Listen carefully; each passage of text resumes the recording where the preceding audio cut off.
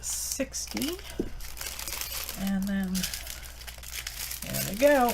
They're all there. Boy, that was painful. I won't be ordering from this company again. That is way too painful to read that. And it's inconsistent. Because the other two, they told you how many bags you were getting.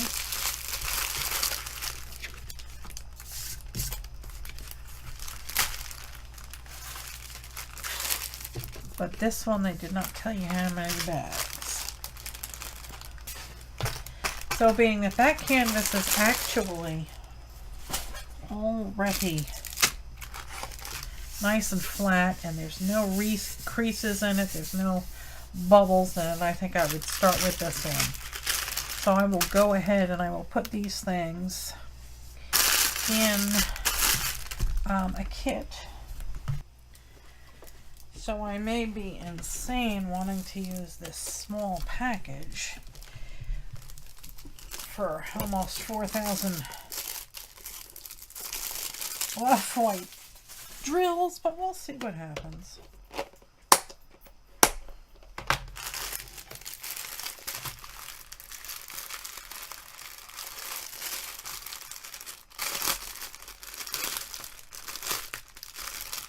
We'll see how many it takes.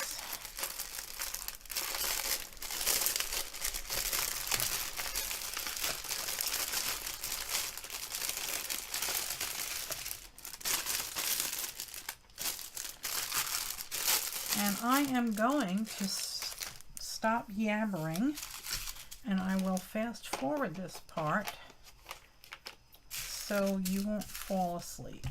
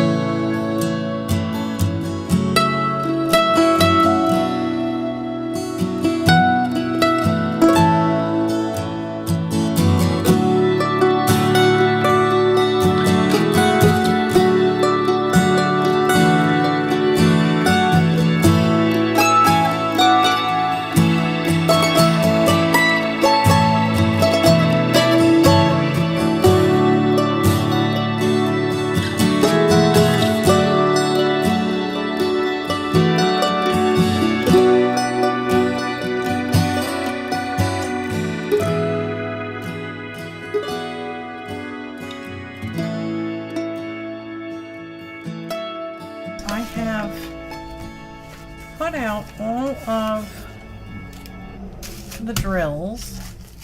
And I'm going to leave these, being that they're already in a Ziploc, I'll just leave them in the Ziploc and pour them out as I need them. They were all here. There was one color that is loaded with silicone. I put it in here because I didn't want to lose them, but they were all stuck together, and they're going to require a bit of a clean. So I'm going to take them into my kitchen and use a tea infuser, a closed tea infuser. Put the beads in there and then hit them with some Glass Plus and some hot soapy water, and then I will pour them out onto paper towel and let them dry. And at this point I'm going to pause it here, and when I'm ready to come back and start working on this, I'll turn the camera back on. So I'll see you in a little while. I am back, flockers. I have gone and washed those beads that had silicone all over them. I washed them with some Glass Plus. They're still a little damp, but I won't be needing them for quite a while because, you know, I've got 3,900 off-white beads to deal with. And this company did not send me a multiplacer. Therefore, this is going to be extremely painful. I'm going to pour out some white. Actually, you know what I'm going to do before I do that?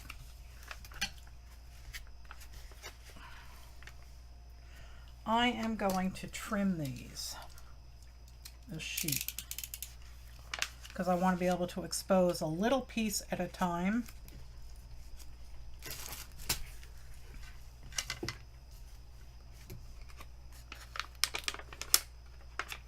So we'll see if I can get a crease in this, and then slice it. If you are at all hesitant about doing this, don't do it.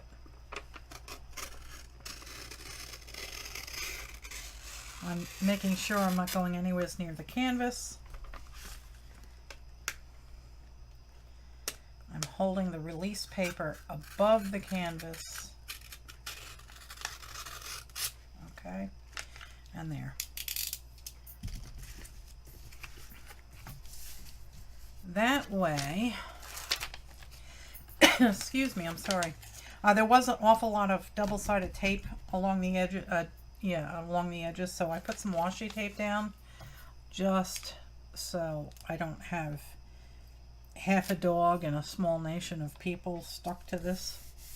And what I'm going to do is I'm just going to slowly pull back an area that I am working on, and that will be the area that I attack. And that way you don't get, you know, like I said, you don't get dust or anything else on the canvas. So I'm going to make use of my light here.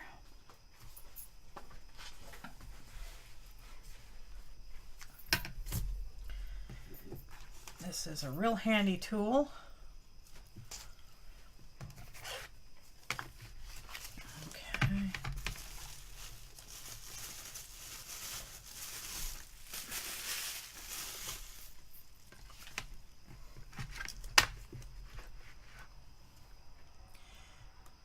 And I'm going to go up as high as I can. And I don't know how long I'm going to leave the camera on, because watching me do something like this would, you know, is not going to be that beneficial to you. It's not going to help you learn how to do this. So I think what I'll do is I'll do this. And I will zoom in, and I'm going to try using one of my own tweezers, because I felt that the tweezers that came with the kit were kind of useless. They were too flimsy to do anything with. So I'm going to take the boat here and pour a bunch of these in. And again, I don't have a multi-placer, so... Oh, there's a rogue one there. So this is the best I can do right now. With the Huacan orders, I'm pretty sure I will have a multi-placer tool.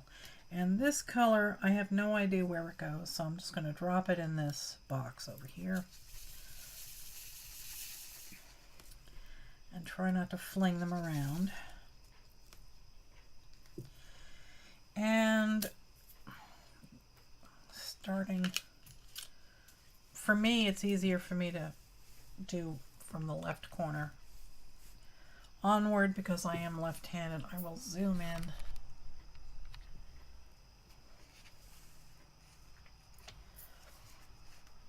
And I'm going to attempt to grab 2 of them. Let's see.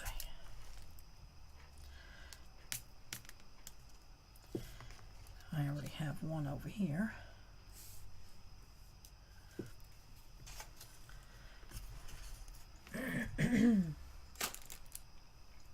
Pardon me while I make some space. Here we go. All right, you can see. And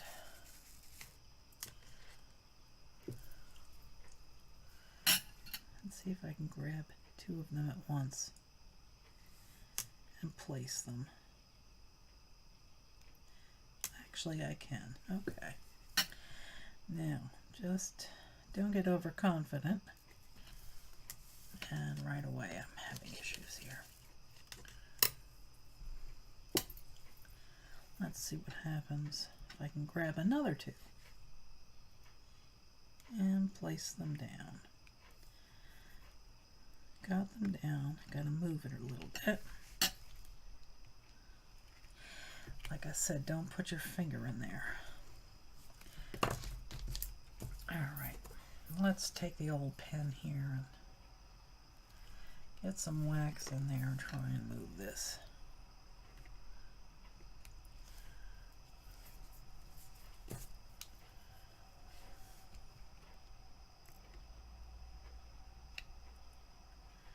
Come on, there we go.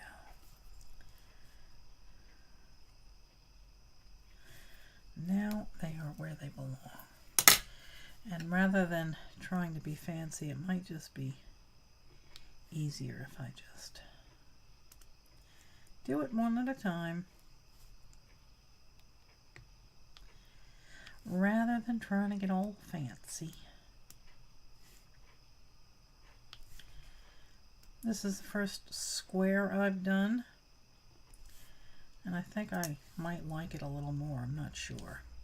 I'll let you know after I do 4,000 of these white ones. One bead at a time. Actually, maybe that's easier for you to see what I'm doing. So this is our little feather. And when I saw this, I realized that I'm actually already using this feather in my Facebook group. We have a really fun swap. Most of us are multimedia artists. We do art journals, cards, greeting cards, canvases, fiber projects, jewelry projects, polymer clay. And we have a monthly swap called the Flockers Friendship Swap, where we send each other painty papers and scraps. And if you all don't know what painty papers are, I'll show you, because I just happen to have a pile of them right here. Let me close the canvas. We'll diverge a little bit if you're new to my channel. So let me zoom out and I'll show you. We'll take a little break from the beads. So these are painty papers, and they are metallic. And you might say, okay, so you splashed paint all over this piece of paper. Now what do you do with it? You can use it in journals to make art journals. You can use it in collage. You can use it in bookmaking. You can do all sorts of things with it. These were played with on a jelly plate, and there's metallic in here, so you get a nice glimmer in here. And folks, let me tell you, if you can do these beads, you can do this. It's so easy. It really is. And it's a lot of fun. This was book paper from an old architecture book. And this was done on a jelly plate, which is tons of fun. And you get all this nice texture in here. Here's another one. You can see all the glimmer mist on there. Here's some more with lots of gold on it. This is part of that architecture book. This is just copier paper, nothing fancy. This is some cardstock, light cardstock. Here is some grid paper, graph paper. Here's some more graph paper. Copy paper, cardstock. This is cardstock, and I used some, this is also all done on the jelly plate, and this also has stenciling on it. Here's some more stenciling with lots of silver and gold on there. This was alcohol inks on cardstock. This was also alcohol inks and acrylic sprays. This has some really cool textures. I was using it to mop up. I was trying to paint some poker chips with alcohol inks. So that's that. More of the alcohol inks. Here is some more cardstock with tons of metallic paints on it. Here is just some round pieces that I did. Just pouring some acrylic inks on my glass mat and dipping the pages in there. That's all glitter. And just some more spraying through some lace that I have. And more of the acrylic sprays. I'm addicted to these Marabou acrylic sprays. They are really, really awesome. The best place to get them is cheapjoes.com or Dick Blick if it's on sale, or Jerry's Autorama if it's on sale. If Jerry's and Dick Blick are not on sale, Cheap Joe's has the best prices, $3.99 for the bottle. And they have 26 colors. So that one's real pretty. Okay, so those are painty papers. Oh, I see I have two diamonds sitting here. So once a month, you know, you put together some of your painty papers. You put together some bits of lace, some colorful napkins, ribbon, what else?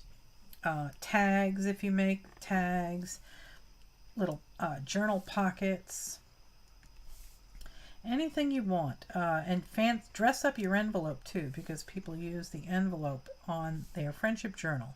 So once a month you send out your envelope to up to 5 new partners, and you create a journal. I have one that I made with a composition notebook, and that's working out just fine. It's really fat and fluffy, and it's filled with all sorts of wonderful goodies that people have sent.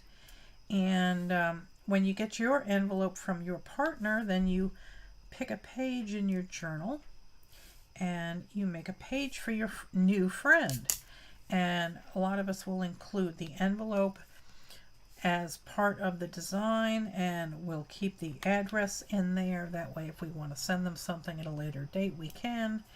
And so it becomes a friendship journal, and you learn a little bit about your friend, maybe some stuff about where they come from, and you can put their address in there. So it becomes a friendship journal and an address book. And there are well over 400 members currently in the Facebook group. We're really having a lot of fun. It's very supportive. It's very caring, and I don't permit anybody to badmouth anyone. There's no nasty talk. It's very welcoming, and you know, if you don't do mixed media art, that's fine, because there's folks in there that do nothing but color, and you know, they're having a good time and they're enjoying all of their friends. Why is this tilting? Must have been something under there. So yeah, we're having a great time. The link is always in the description of my videos, and the group is called The Flock. And if you like live streams, I do 3 live streams a week on my channel, and I do one on Friday nights on a channel I share with my son and daughter-in-law. It's called Cranky Crafters, and we have a Friday show that is fun and cranky. We have a good time over there.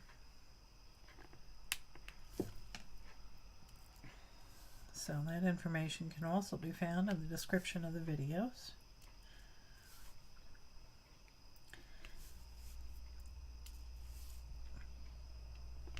And I think what I'm going to end up doing is I'm going to actually stop the video here, and I will come back when I have a sizable chunk done, and I'll just check in with you and give you a progress update. For you, it'll happen real fast. For me, it's going to take days. And we are planning on going out of town at the end of the week, so I don't know how soon this is going to get done, because I have to pack the truck. If you don't know, I'm planning on moving down to our 70-acre farm in the mountains of North Carolina. I retired in January, and I'll be moving down there full-time pretty soon. Hubby's going to stay up here and take care of things up here, and he's not ready to leave work yet, so he can stay up here in New York, and I'll go down to the farm and get things going. I have a coop to build, and I've got critters to acquire. I currently have 6 chickens in my backyard here on Long Island. We are allowed to have 6 hens and no roosters. So I did have a rooster, and boy was he gorgeous, but I had to rehome him, as my town has no concept of reality. If they were to come here and listen to all of the traffic flying by and all of the landscapers and weed whackers and lawn mowers, and yeah, you'd never be able to hear a chicken or a rooster over that. My neighbor's bedroom window was 40 feet away from my chicken coop, and he never knew we had chickens, let alone a rooster, who liked to sing his song all day long. But we didn't want to get in trouble with the town, so